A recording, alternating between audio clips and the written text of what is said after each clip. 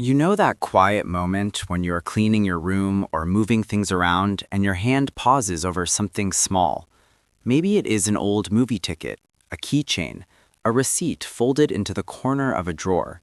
Something most people would consider meaningless, something that technically has no use anymore. And yet for a second you hesitate before throwing it away. Not because you are still in love, not because you are trying to hold on to the past, but because something about it feels important in a way that is difficult to explain. You might even feel a little embarrassed about it, like it is something you should have let go of by now. Most people never talk about these small objects. They get dismissed quickly. Friends might joke about it. Someone might say it means you are not over the relationship yet. Others might call it sentimental or overly attached. But what they miss is that the behavior itself is not really about the object. And people who quietly keep small pieces of their past relationships are often deeply misunderstood. From the outside, it can look like someone is clinging to memories that should have been left behind. It can look like an inability to move forward. But when psychologists look at this pattern more closely, something very different starts to appear. Because the truth is that keeping small, seemingly meaningless objects from a past relationship is not usually about the relationship itself. It's about memory. It's about how the human brain processes emotional experiences. And in many cases, it's about how certain people process connection. There's actually a fascinating psychological mechanism behind this. Our brains do not store memories the way we imagine them. They do not sit neatly in files that we can open and close whenever we want. Instead, memories are strongly tied to sensory anchors. Objects, smells, places, sounds. These small physical things become what neuroscientists sometimes call emotional cues. A study from the field of cognitive neuroscience has shown that physical objects associated with emotionally meaningful experiences can activate the same neural networks that were active during the original experience. In simpler terms, the brain does not see the object as just an object. It sees it as a doorway, a small key that unlocks an entire emotional landscape. When someone picks up an old concert ticket from a relationship, they aren't just remembering the event. Their brain quietly recreates the emotional environment around it, the music, the atmosphere, the feeling of being understood in that moment. But here's the interesting part most people never consider. For some personalities, these physical anchors play an even deeper role. Certain people experience relationships not just as events in time, but as chapters in the story of who they became. The object is not important because of the other person. It's important because it represents a version of the self that existed in that moment. Who you were when you held it, who you were learning to become. And this is where the misunderstanding often begins. Because from the outside, someone might look at a small box of old relationship items and assume the person is still emotionally attached to their ex. But internally, something very different might be happening. The object is not preserving the relationship, it's preserving a moment of identity. Think about it this way. Every relationship changes us slightly. Some teach us how to trust. Some teach us how to recognize our boundaries. Some teach us what loneliness feels like even when someone is right beside us. Even painful relationships leave behind psychological landmarks, and human beings have a very natural instinct to mark meaningful transitions in life. Some cultures build monuments, some people write journals, others quietly keep objects, not because they cannot let go, but because their mind organizes life through symbols. There's also another layer to this that researchers in emotional memory have noticed. When people experience strong emotions during a period of life, the brain tends to attach meaning to whatever physical environment surrounds that experience. It's a way for the nervous system to make sense of change. This process often begins early in life. If someone grew up in an environment where emotional moments were intense or unpredictable, the brain sometimes learns to anchor meaning in physical things. Objects become quiet containers for emotional experiences. A photograph, a note, a random souvenir from a trip. These small physical things become what neuroscientists sometimes call emotional cues. Over time, these objects start functioning almost like emotional bookmarks. They mark places in the story of a life. And when someone keeps a small item from a past relationship, they may not even be consciously aware of this process. It simply feels natural to keep it. Because on some level, the brain recognizes it as a piece of personal history, not something to cling to, but something that once mattered. Interestingly, psychologists who study attachment patterns have also noticed that people who keep these small memory objects often have a strong internal sense of emotional continuity. In other words, they see their life as a connected narrative. The past is not something separate from the present.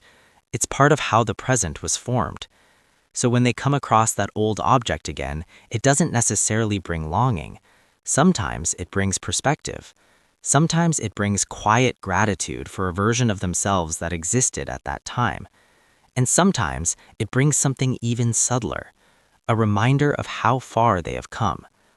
Of course, not everyone relates to objects this way. Some people move through life differently. They prefer to let experiences exist purely in memory without physical reminders. Neither approach is more mature, neither approach is healthier. They are simply different ways the mind organizes emotional information. But there is one surprising psychological layer beneath this behavior that most people rarely think about. And that reveals something quietly powerful about the kind of person who holds on to these small, seemingly meaningless pieces of their past. That part becomes easier to understand once we look a little deeper into how the brain balances memory, attachment, and identity over time. And that's where this story becomes even more interesting.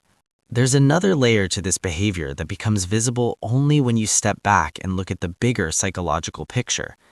People often assume that letting go of objects from the past is a sign of emotional strength. The idea is simple. If something no longer belongs to your life, it should disappear completely. But in reality, the human mind rarely works in such clean lines. In reality, the brain is designed to integrate emotionally meaningful experiences, and integration looks very different from forgetting. When someone keeps a small object from a past relationship, it can sometimes be a quiet signal that their mind processes experiences in a reflective way rather than a dismissive one. Instead of cutting parts of their past away, they absorb them. They let them become part of the larger story. Psychologists sometimes describe this as narrative identity, the idea that people build an internal story about who they are, where they have been, and how they changed along the way.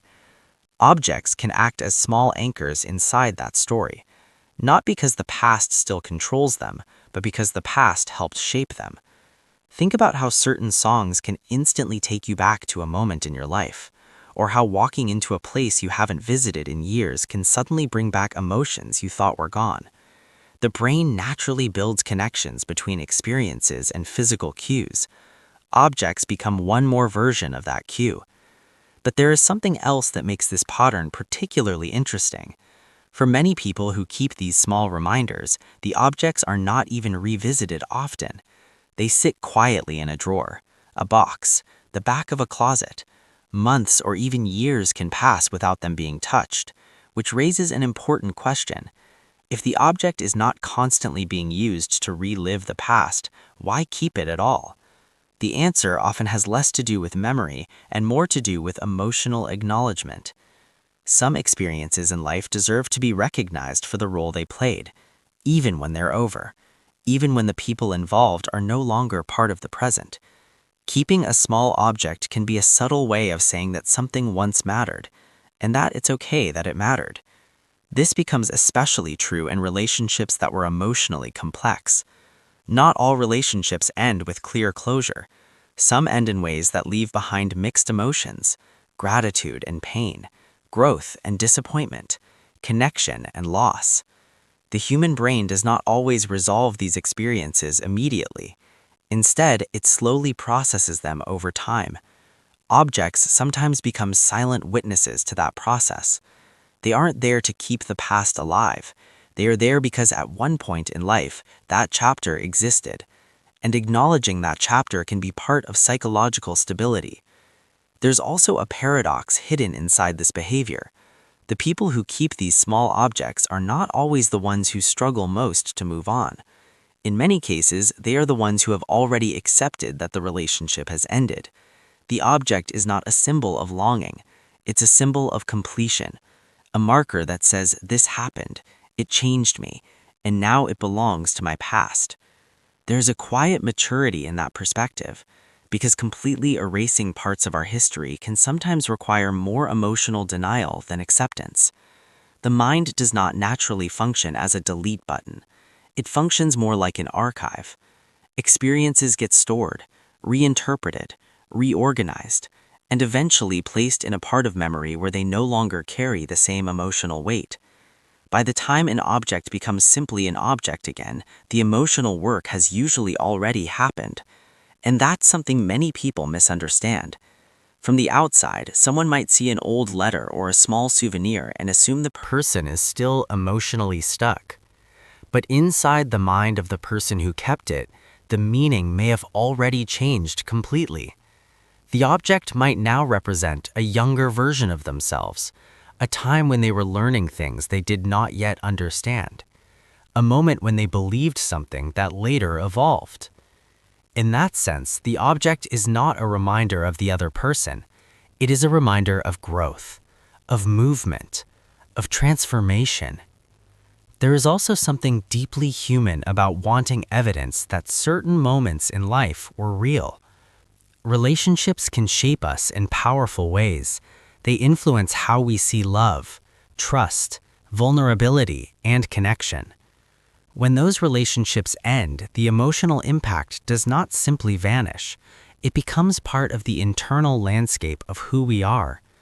For some people, having a small physical reminder of that chapter can feel grounding, like a quiet confirmation that their life has depth and history, and that history matters.